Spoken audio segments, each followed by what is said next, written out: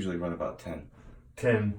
Yeah. So where is the fan? well, we can find it. It's either in that crawl space or it's outside. So that draws the stuff out of the house, right? So this is a main pipe. Okay.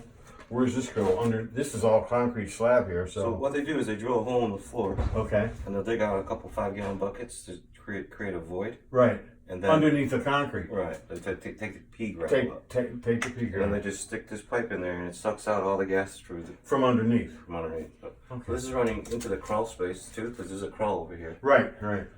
And so they ran a second suction into the crawl. So this either goes straight through the crawl and out the back, and then they hook a secondary pipe into the crawl. Okay.